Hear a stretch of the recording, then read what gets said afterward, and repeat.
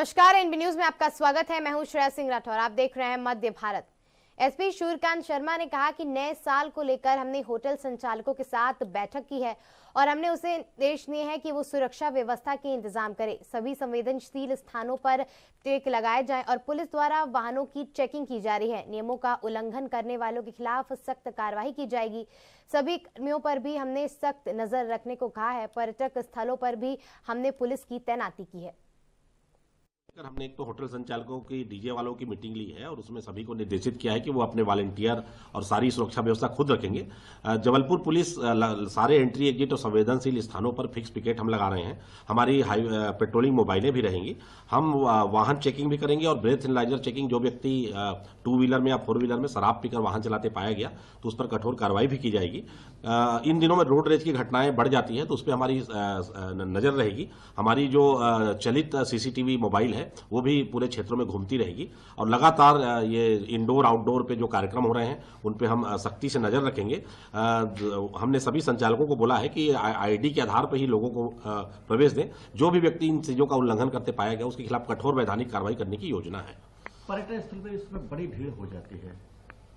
पर्यटन स्थल पर हमने घाट पर पुलिस व्यवस्था लगाई हुई है, पेट्रोलिंग मोबाइलें लगाई हुई है और जो स्थानीय हमारा वह प्रशासन है वो लगातार मुनादी भी करता है ताकि कोई घाट के किनारे जाकर या सेल्फी लेते हुए दुर्घटना का शिकार ना हो। इसके लिए हमने वही पुख्ता तैयारी वहां पर की हुई है। ये खास बलरामपुर में परिप्रेक्ष्य के दहजवार बीच में वन विभाग ने बड़ी कार्रवाई की है। अवैध मुरमू और मिट्टी के उत्खनन व परिवहन पर विभाग ने एक टोलेन मशीन की हरवाई में जब्त किया है। ये कार्रवाई राष्ट्रीय राजमार्ग NH 343 पर सड़क निर्माण के उपयोग में अवैध मुरमू के खिलाफ की जा रही है। वन विभाग की टीम ने मौके पर पाया कि बिना किसी अवैध अनुमान और कागजात के मुरमू की खुदाई और की जा रही है। वन परिप्रेक्ष्य अधिकारियों के अनुसार अवैध मुरमू का उपयोग सड़क निर्माण में हो रहा है और विभाग ने 6,600 घन मीटर मुरमू की खुदाई पर करीब 3 लाख रुपए जुर्माना लगाने की बात की। 29/12/2025 को दोपहर में मुखबिर की सूचना के आधार पर पता चला कि हमारे कंपार्टमेंट दहेजवार मतलब बीट दहेजवार कंपार्टमेंट 3392 पड़ता है। वहां पर अवैध रूप से मुरुम का परिवहन किया जा रहा था जो कि NH के काम में उपयोग हो रहा था।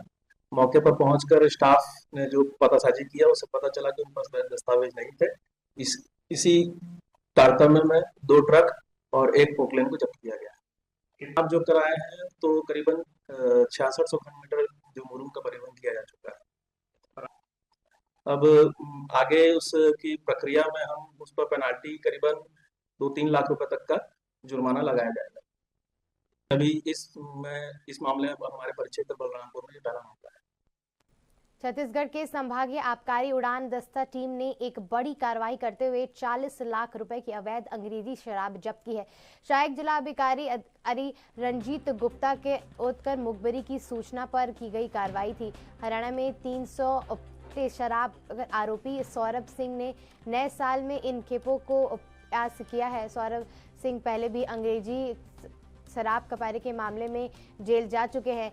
ये घटना आबकारी शहर में प्रकाशपुर इलाके की है।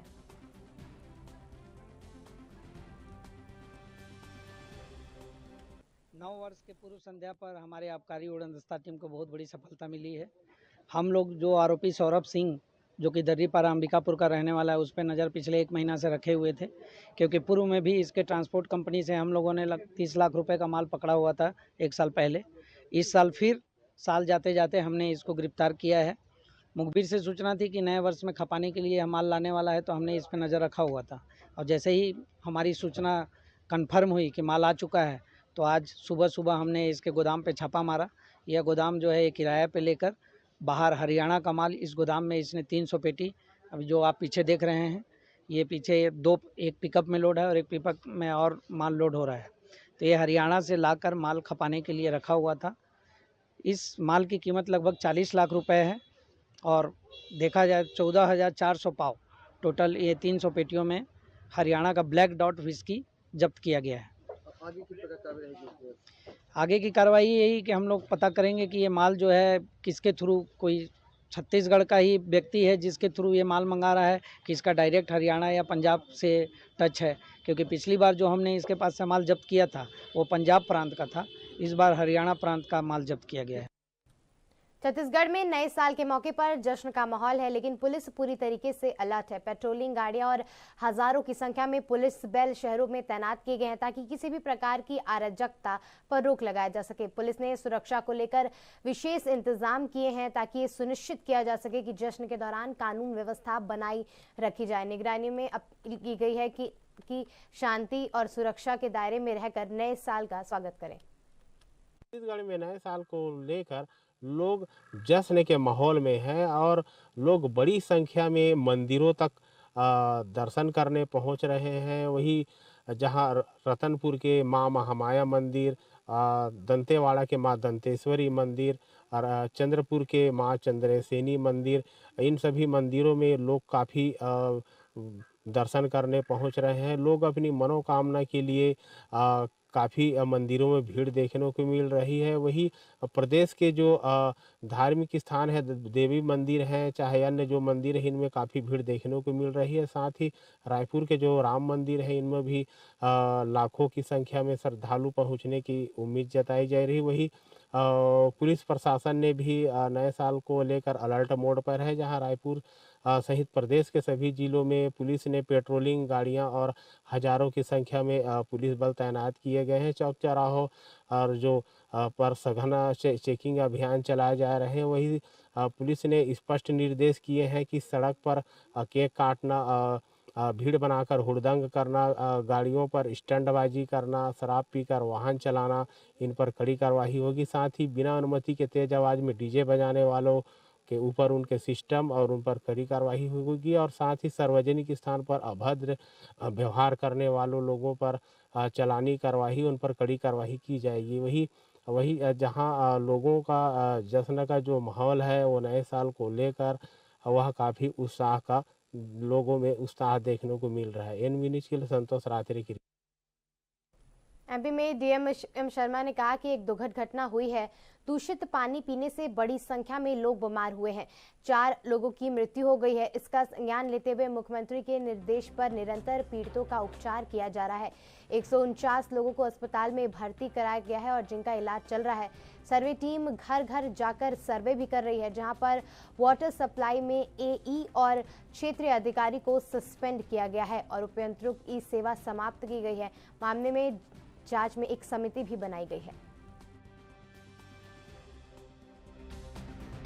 देखिए, ये जो दुखद घटना हुई है, इसमें दूषित पानी पीने से जो इतने संख्या में बड़ी संख्या में बीमार हुए हैं लोग और 4 लोग की इसमें दुखद मृत्यु हुई है। इसको संज्ञान में लेते हुए माननीय मुख्यमंत्री जी के निर्देश पर निरंतर जो पीड़ित है उनका उपचार किया जा रहा है।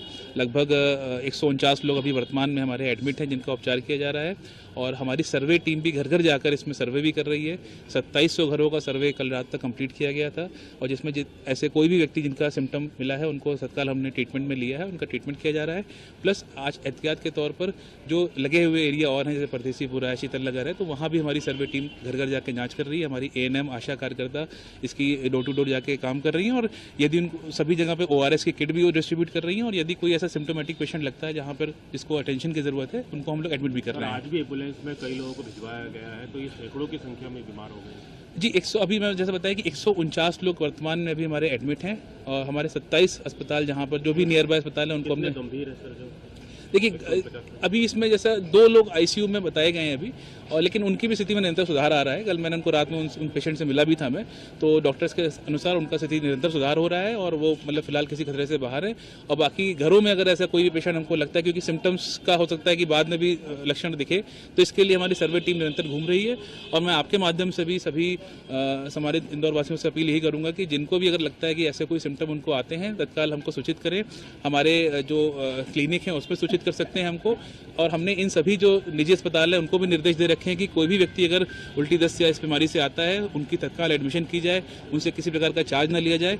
माननीय मुख्यमंत्री जी के निर्देश हैं कि इसमें किसी प्रकार के एडमिशन में कोई चार्ज न लिया जाए, उनको अच्छे से अच्छा उपचार किया जाए। इसके लिए वहाँ पे हेल्प डेस्क भी लगाई गई है उन अस्पतालों में और हमने कुछ नंबर्स भी जारी किए हैं, हेल्पलाइन नंबर्स। अगर किसी को कोई भी ऐसा लगता है दिक्कत आती है तो उस पर सूचित